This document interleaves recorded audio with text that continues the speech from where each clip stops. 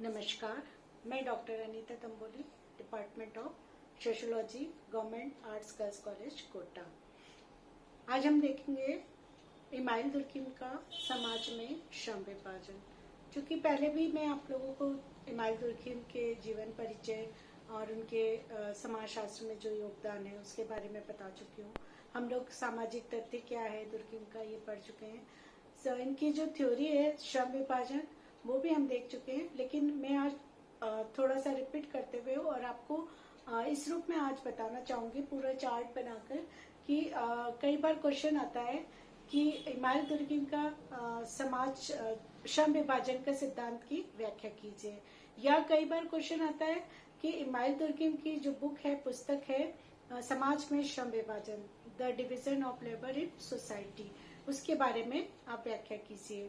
तो कई बार क्या होता है कि आप लोग कंफ्यूज हो जाते हो कि हमने श्रम विभाजन पढ़ा था, ये बुक के बारे में पूछा है तो बुक में हमें क्या बताना है, या आपने बुक के अकॉर्डिंग उनकी थ्योरी पढ़ी हुई है तो श्रम विभाजन का अगर सिद्धांत आता है तो दोनों में वही चीजें हैं, लेकिन हम उसको इस तरह से देखेंगे कि आपका श्रम विभाजन का सिद्धांत भी तैयार हो जाए और बुक के रूप में भी हम उसको पूरी थ्योरी को देखेंगे, ताकि दोनों में से कोई भी क्वेश्चन आता है तो आप उसको सॉल्व कर सकें।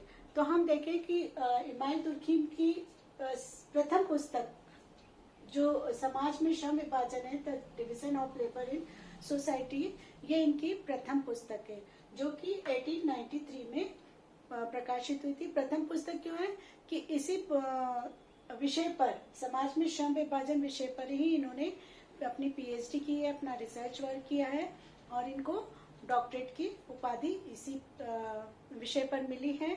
और इन्होंने जब बाद में इसको बुक के रूप में प्रकाशित करवाया तो इसलिए इनकी ये प्रथम पुस्तक मानी जाती। इस पुस्तक में इन्होंने समाज में श्रम विभाजन के बारे में बताया। ये पुस्तक, इनकी जो बुक है वो 3 खंड में है।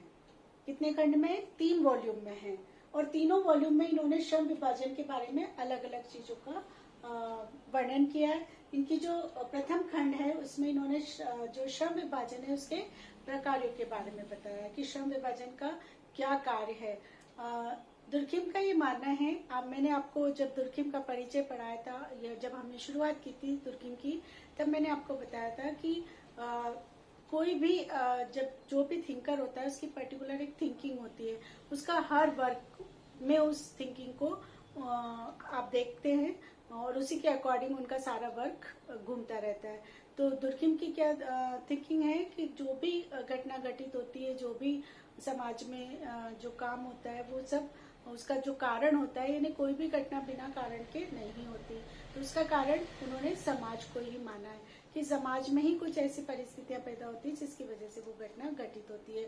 चाहे श्रम विभाजन हो, चाहे धर्म हो, चाहे उनका आत्महत्या का सिद्धांत हो, कुछ भी जो भी चीजें उन्होंने बताई है वो सबका हम देखें कि उनकी जो एक पर्टिकुलर थिंकिंग है कि हर कारण, जो हर घटना का कारण समाज होता है। तो यहाँ भी हम देखें कि दुर्किम ने बताया कि अगर श्रम विभाजन समाज के अंदर है, इनका ये मानना है कि कोई भी अगर घटना या कोई भी चीज अस्तित्व में आती है तो उसका कोई न कोई कार्य समाज में अवश्य होता है, तभी वो अस्तित्व में आती है, और वो तब तक अस्तित्व में बनी रहती है तब तक कि वो कोई न कोई समाज के लिए प्रकार्य का काम करे। मैंने आपको पहले भी बताया था कि कार्य और प्रकार्य में अंतर है। सोशियोलॉजिकल टर्म में हम प्रकार्य शब्द यूज करते हैं, यानी कार्य कोई भी काम करना, हम दिन रात कोई न कोई काम करते रहते हैं, तो उन तमाम कार्यों में से जो काम हम समाज के विकास के लिए, समाज के लोगों से जुड़कर जब हम कार्य करते हैं तो वो कार्य समाजशास्त्री अवधारणा में प्रकार्य कहलाता है, सोशियोलॉजिकल टर्म में प्रकार्य कहलाता है। तो दुर्किम का मानना है कि श्रम विभाजन अगर अस्तित्व में आया है तो उसका कोई न कोई प्रकार्य अवश्य होगा। तो इन्होंने अपने प्रथम खंड में, फर्स्ट वॉल्यूम में, सामाजिक श्रम का प्रकार्य क्या क्या है वो उन्होंने बताया। दूसरे खंड में इन्होंने श्रम विभाजन के कारण और दशाएं एवं परिणाम बताएं। यानी इनका मानना है कि जब अगर कोई भी घटना अस्तित्व में आती है तो उसका कोई न कोई कारण अवश्य होता है, कोई कार्य होगा, जब भी उसकी कोई आवश्यकता होगी तभी वो अस्तित्व में आती है। अगर वो अस्तित्व में है तो उसका कोई कारण होगा, और अगर वो कोई घटना अस्तित्व में आती है तो उसका कोई न कोई परिणाम अवश्य निकल के आता है। तो सेकेंड वॉल्यूम में इन्होंने कारण, दशा या परिणाम बताए, और थर्ड वॉल्यूम में इन्होंने इसके असामान्य स्वरूप, एबनॉर्मल फॉर्म्स भी बताए हैं कि जरूरी नहीं है कि हर घटना पॉजिटिव रूप में ही काम करे, कभी कभी उसके कुछ नेगेटिव रूप भी हमें देखने को मिलते हैं, उसकी असामान्य स्वरूप भी देखने को मिलते हैं। तो अगर हम इसकी बुक की बात करें इमाल दुर्किम की, तो ये इनकी प्रथम पुस्तक है। इस पुस्तक में इनको डॉक्टरेट की उपाधि प्राप्त हुई थी और ये पुस्तक 1893 में 1893 में प्रकाशित हुई थी। इसको इन्होंने फ्रेंच भाषा में लिखी थी, बाद में इस बुक को अंग्रेजी में अनुवाद किया गया था, the division of labour in society. ये 3 खंड में है। पहले खंड में इन्होंने श्रम विभाजन के प्रकारों का वर्णन किया है, दूसरे खंड में कारण एवं परिणाम बताएं और तीसरे खंड में असामान्य स्वरूप बताएं। अब हम सबसे पहले ये देखें कि श्रम विभाजन होता क्या है। जैसा नाम से स्पष्ट हो रहा है, श्रम प्लस विभाजन यानी श्रम का विभाजन। श्रम यानी जो भी कोई कार्य किया जाता है, यानी कार्यों का बंटवारा करना।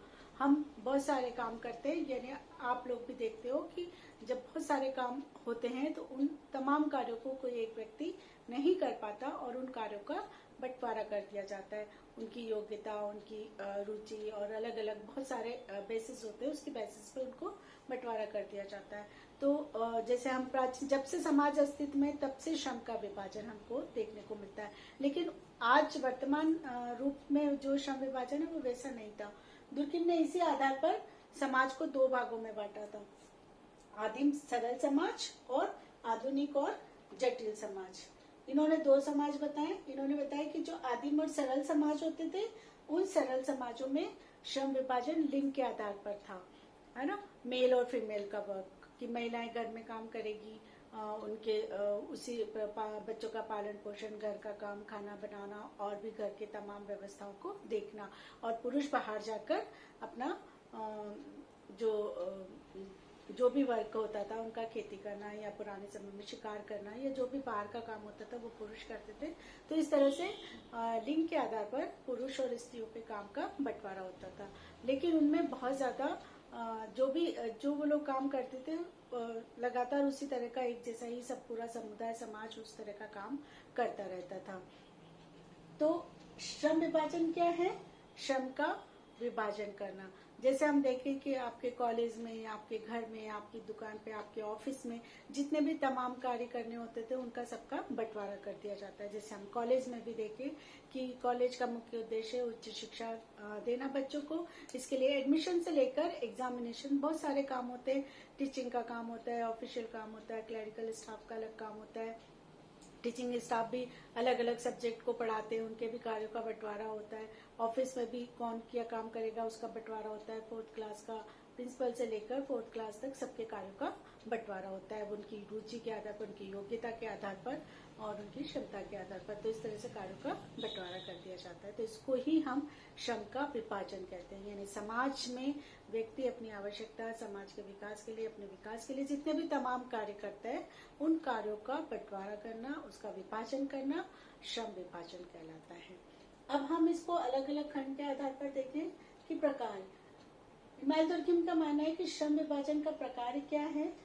बहुत से लोग, इनके पूर्ववर्ती जो विचारक हैं या बहुत से विचारक ये मान के चलते हैं कि अगर समाज में श्रम विभाजन होता है, सब व्यक्ति अपना अपना काम करते हैं तो बहुत अच्छे से काम करते हैं, जिसकी वजह से सभ्यता का विकास होता है। लेकिन दुर्किम का ये मानना है कि श्रम विभाजन का प्रकार सभ्यता का विकास करना नहीं, बल्कि ये तो सभ्यता का परिणाम है। सभ्यता इसका परिणाम है।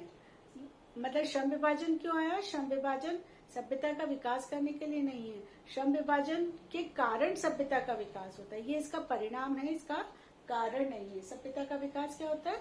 संस्कृति और सभ्यता आप लोगों ने पढ़ा हुआ है कि हमारे समाज का उत्तरोत्तर विकास, नई नई टेक्नोलॉजी, नई नई मशीनरी, नई नई खोज करना, नए काम करना। तो धीरे धीरे हम आगे की ओर बढ़ते हैं, वैसे वैसे हमारी सभ्यता का विकास होता चला जाता है। तो दुर्किम का मानना है कि श्रम विभाजन का काम सभ्यता का विकास करना नहीं है, सभ्यता तो श्रम विभाजन का परिणाम है। फिर इन्होंने बताया कि प्रकार क्या है श्रम विभाजन का। श्रम विभाजन का प्रकार है नवीन समूह का निर्माण एवं उनमें एकता स्थापित करना। क्या है इसका मेन प्रकार? क्या है इसका कि नए नए समूह का निर्माण करना और उनमें एकता स्थापित करना। कैसे नवीन समूह का निर्माण करना? कैसे? इनका ये मानना है कि जैसे जैसे समाज में जनसंख्या बढ़ती जाती है उनकी आवश्यकताएं बढ़ती जाती है, उन आवश्यकताओं की पूर्ति के लिए वो नए नए आविष्कार, नई नई खोज करते हैं और इसके लिए पर्टिकुलर एक एक व्यक्ति, एक एक समूह, एक एक प्रकार का काम करने लग जाता है। तो इसलिए तमाम आवश्यकताओं की पूर्ति के लिए कई प्रकार के समूह समाज में बन जाते हैं। जैसे आर्थिक आवश्यकता के लिए आर्थिक समूह, सामाजिक आवश्यकता के लिए सामाजिक समूह, राजनीतिक आवश्यकता के लिए राजनीतिक समूह, धार्मिक आवश्यकताओं के लिए धार्मिक समूह। तो ऐसे बहुत सारे अलग अलग तमाम आवश्यकताओं के लिए बहुत सारे समूह का निर्माण हो जाता है। और वो जब आवश्यकताएं बढ़ती है, कार्य बढ़ते हैं, तो बहुत सारे कार्यों को लिए अलग अलग कार्यों का बंटवारा कर दिया जाता है। तो श्रम विभाजन का परिणाम क्या हुआ? अलग अलग समूह का निर्माण हुआ। जैसे शिक्षण समूह है ना, आर्थिक समूह, अगर आप कहीं जॉब कर रहे हो तो बहुत सारे आर्थिक संस्थाएं, जब हम जहाँ पर जॉब करते हैं तो वो हमारी आर्थिक इंस्टीट्यूशन, इकोनॉमी इंस्टीट्यूशन कहलाती है। अगर आप पढ़ने जा रहे हैं तो ये एजुकेशनल इंस्टीट्यूट कहलाती है। तो इस तरह से बहुत सारे ये समूह बन जाते हैं। दूसरा इसका कार्य इन्होंने क्या बताया कि नवीन समूह का निर्माण तो करता है, लेकिन इसका मुख्य कार्य क्या है? उनमें एकता स्थापित करना। यानी समाज का विकास कैसे होगा? कि जब तक इन समूहों में एकता स्थापित नहीं होगी तब तक समाज का आगे विकास नहीं हो पाएगा और व्यक्ति अपनी आवश्यकताओं की पूर्ति नहीं कर पाएगा। तो श्रम विभाजन का काम है नवीन समूह का निर्माण और उनमें एकता स्थापित करना। इसके बाद इन्होंने बताया कि एकता उस समाज की कानूनी व्यवस्था पर निर्भर करती है। किस प्रकार की एकता होगी, यही माइल दुर्गम बता दें कि उस समाज का कानून व्यवस्था कैसी है। मैंने आपको शुरू में ही बताया कि दुर्गम ने दो प्रकार के समाज बताए थे, सरल समाज या प्राचीन या आदिम समाज, और दूसरा आधुनिक या जटिल समाज। तो हम देखें कि एकता भी इन्होंने दो प्रकार की बताई है। इस पर अभी हम आएंगे। हम कानूनी व्यवस्था, तो कानून व्यवस्था पे एकता निर्भर। कानून व्यवस्था को इन्होंने दो प्रकार की कानून व्यवस्था बताई। एक है दमनकारी कानून और दूसरा है प्रतिकारी कानून। दमनकारी कानून में भी इन्होंने दो पार्ट बताए, एक तो दंडकारी और दूसरा व्याप्त कानून। दंडकारी कानून वो है कि जहां पर व्यक्ति को दंड दिया जाता है। कोई भी वो अपराध करता है और जिस प्रकार का वो अपराध करेगा उस प्रकार का उसको दंड दिया जाएगा, यानी उस अपराध को खत्म करने की कोशिश की जाएगी। लोगों में डर बैठाया जाएगा, भय की स्थिति पैदा की जाएगी कि वो आगे से इस प्रकार का अपराध न करें। तो दंड की प्रक्रिया होती है। और दूसरा व्याप्त यानी नैतिकता के आधार पर।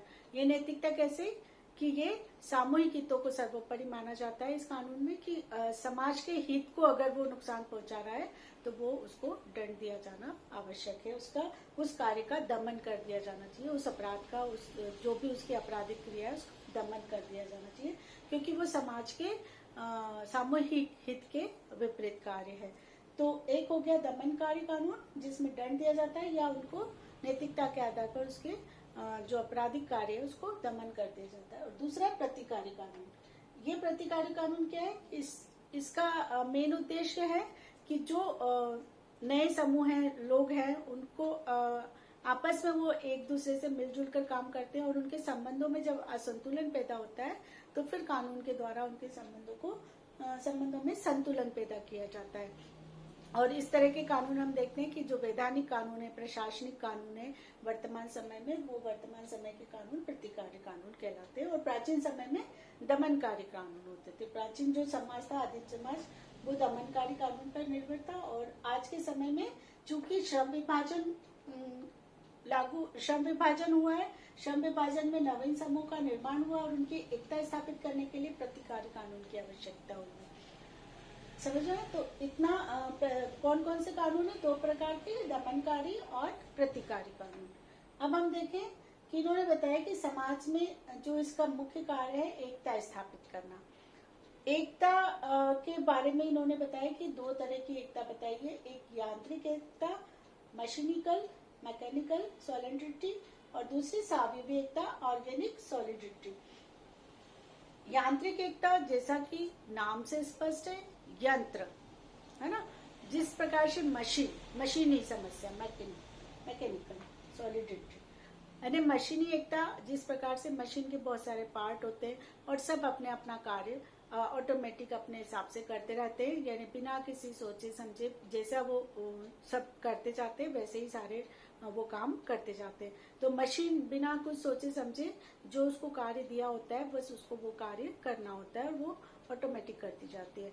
तो ऐसे ही दुर्खिम का मानना है कि समाज में भी हमें इस प्रकार की, जो प्राचीन समाज थे उसमें इस प्रकार की एकता दिखाई देती है कि वहां पर जनसंख्या कम होती है, उनकी आवश्यकताएं कम होती है, तो वहां पे कार्यों की भी कमी होती है। केवल लिंग के आधार पर महिला पुरुष का कार्य का बंटवारा होता है या थोड़ा बहुत कुछ उनका कार्यों का बंटवारा होता है और वो लगातार उसी प्रकार का कार्य करते रहते हैं। जैसे महिलाएं जो काम कर रही है वही करेगी, पुरुष जो करते हैं वो करते रहते हैं।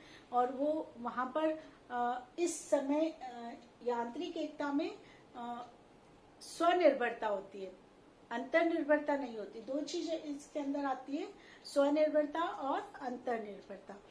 स्वनिर्भरता यानी स्वयं पर निर्भर रहना। तो यानी प्राचीन समय में, प्राचीन समाज में व्यक्ति स्वयं पर ही निर्भर था।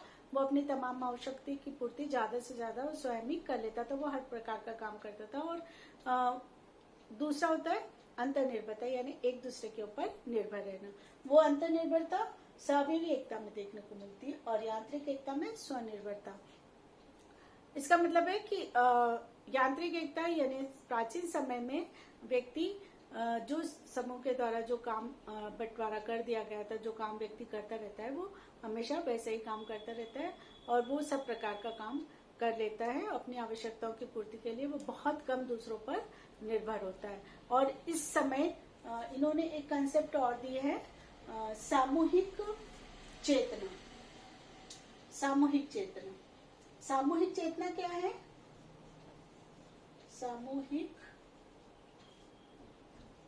चेतना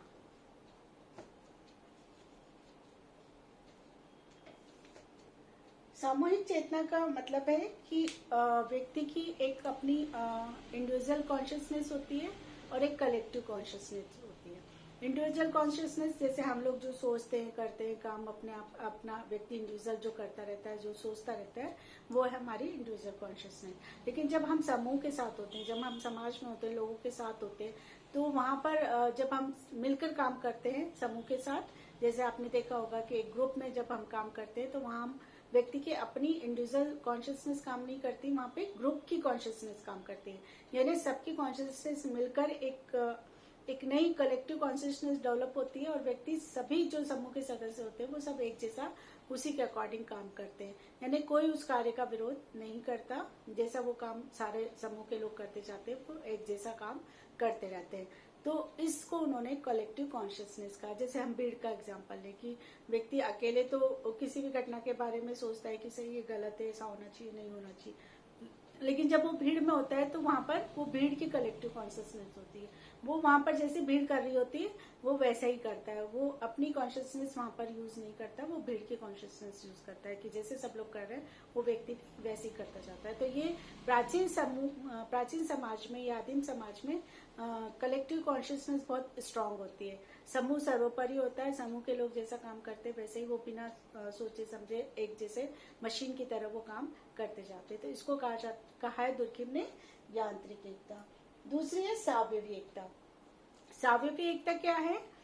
सावयव यानी हमारा शरीर, जैसे आप मुझे देख रहे हो या आप अपने आप को भी देखते हो कि हमारी दो आंख है, हमारा मुंह है, कान है, हाथ है, पैर है, ये सबका कार्य अलग अलग है ना। हाथ अपना काम करता है, पैर अपना चलने का काम करता है, आंख देखने का काम करता है। तो ये सब अपना अपना कार्य, यानी यहाँ पर कार्यों का विभाजन है। सब अपना अपना एक एक प्रकार का कार्य करते रहते हैं, लेकिन ये विभाजन एक दूसरे के ऊपर डिपेंडेंट है। यानी अगर आंख बंद करके चलेंगे तो क्या होगा? पैर अपना काम ठीक से नहीं कर पाएगा, हम गिर जाएंगे, टकरा जाएंगे, चोट लग जाएगी। तो क्या हुआ कि आंखों ने अगर अपना काम ठीक से नहीं किया तो पैरों ने भी अपना काम ठीक से नहीं किया। तो ये अंतर्निर्भरता मैंने अभी आपको बताई थी। यांत्रिक एकता में स्वनिर्भरता और सावयवी एकता में अंतर्निर्भरता। तो हम देखें कि जिस प्रकार से हमारे सावयव हमारे शरीर में जिस प्रकार की एकता होती है कि उनको पता है कि हमें एकता के साथ रहना है, हमें मिलजुल कर काम करना है। अगर आंख काम नहीं करेगा तो पैर काम नहीं करेगा, इसलिए आंख अपना काम करती है, पैर अपना काम करते हैं और दोनों एक दूसरे के ऊपर निर्भर है। ऐसी निर्भरता जटिल आधुनिक समाज में हमें देखने को मिलती है। कि बहुत सारे समूह बन गए, वो पर्टिकुलर एक एक प्रकार का ही काम कर रहे हैं, लेकिन उनको अपने तमाम दूसरी आवश्यकताओं के लिए दूसरे समूह पर निर्भर करना पड़ रहा है। जैसे हम एक शैक्षणिक समूह है, वो अब केवल शिक्षा का काम कर रहा है, लेकिन उसको आर्थिक व्यवस्था के लिए, दूसरी राजनीति या जो भी उसको दूसरी आवश्यकता है उसके लिए दूसरे समूह पर निर्भर होना पड़ता है। तो ऐसे ही एक व्यक्ति या एक समूह केवल तमाम आवश्यकताओं के लिए वो अलग अलग समूह अलग अलग लोगों के ऊपर निर्भर होता है। तो जब निर्भरता अपनी आवश्यकताओं की पूर्ति तभी करेगा जब उनके साथ सामंजस्य करेगा, संतुलन बैठाएगा, समझौता रखेगा और एक प्रकार से बैलेंस बनाकर चलेगा। तो ये एक एकता हमें दिखाई देती है कि उसे पता है कि अगर मैं उनके साथ संतुलन नहीं रखूंगा, उनमें एकता नहीं रखूंगा, तो मैं अपनी आवश्यकताओं की पूर्ति नहीं कर पाऊंगा। तो इस प्रकार की एकता को उन्होंने दुर्कheim ने सावयवी एकता कहा है। तो ये यांत्रिक एकता हमें आदिम समाज में देखने को मिलती है और सावयवी एकता हमें आधुनिक समाज में देखने को मिलती है। आज का इतना ही टॉपिक। अभी नेक्स्ट वीडियो में हम आगे उनके दूसरे सेकेंड पार्ट और थर्ड पार्ट के बारे में। नमस्कार।